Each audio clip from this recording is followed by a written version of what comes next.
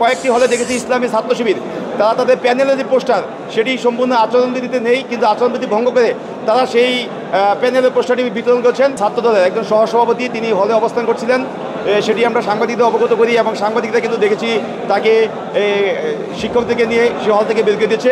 আমরা মূলত এসেছি ভোট কেন্দ্রগুলো পরিদর্শন করার জন্য। এখনও ভোট দিইনি, কিন্তু আমরা দেখেছি যে ভোটার উপস্থিতি বিভিন্ন হলগুলোতে যথেষ্ট পরিমাণ আছে, কিন্তু বৃষ্টি নেমেছে একটু আগে, এই জন্য হয়তো ঢাকা থেকে বা অন্যান্য দূর থেকে যারা আসার কথা ছিল তারা হয়তো আসতে একটু লেট হবে। তবে আমরা বিশ্বাস করি মোটামুটি যে ভোটের উপস্থিতি আমরা যেটা আসলে ধারণা করছিলাম তার চেয়ে বেশি হবে, কেননা জাহাঙ্গীরনগর বিশ্ববিদ্যালয় একটি আবাসিক বিশ্ববিদ্যালয়, এখানে ম্যাক্সিমাম শিক্ষার্থী আমরা হলে অবস্থান করি। তো আমরা চাই সকল প্রতিকূল যে আবহাওয়াটা আছে সেই আবহাওয়াকে উপেক্ষা করে শিক্ষার্থীরা যে দীর্ঘ 33 বছর পর যে ভোট দিয়ে তাদের যে নির্বাচিত প্রতিনিধি সেটি ঠিক করার যে সুযোগ পেয়েছেন, এই সুযোগ থেকে কেউ কোনো সুযোগটি মিস করবেন না এবং সকলেই ভোট দিয়ে একটি ঐতিহাসিক মুহূর্তে সাক্ষী হবেন। এবং আমরা চাচ্ছি যাতে যে কোনো মূল্যে একটি সুষ্ঠু নির্বাচন হোক, শিক্ষার্থীরা ভোটের মাধ্যমে যাকেই নির্বাচিত করবেন আমরা সেই ফলাফল মেনে নিব এবং আগামী জাহাঙ্গীরনগর বিনির্মাণের জন্য আমরা সর্বাত্মক কাঁধে কাঁধ মিলে সহযোগিতা করে যাব। একমাত্র স্মার্ট সিটি বসুন্ধরা, আধুনিকতায় এক ধাপ এগিয়ে।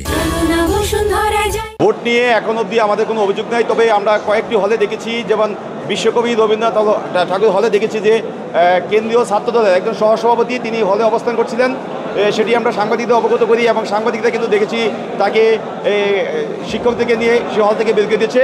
এবং কয়েকটি হলে দেখেছি ইসলামী ছাত্র শিবির তারা তাদের প্যানেলের যে পোস্টার সেটি সম্পূর্ণ আচরণবিধিতে নেই, কিন্তু আচরণবিধি ভঙ্গ করে তারা সেই প্যানেলের পোস্টারটি বিতরণ করছেন। তবে আমরাও আমাদের যে নির্বাচন কমিশনের সদস্যরা আছেন সেটি অবগত করেছি এবং সেটি কিন্তু বন্ধ করা হয়েছে।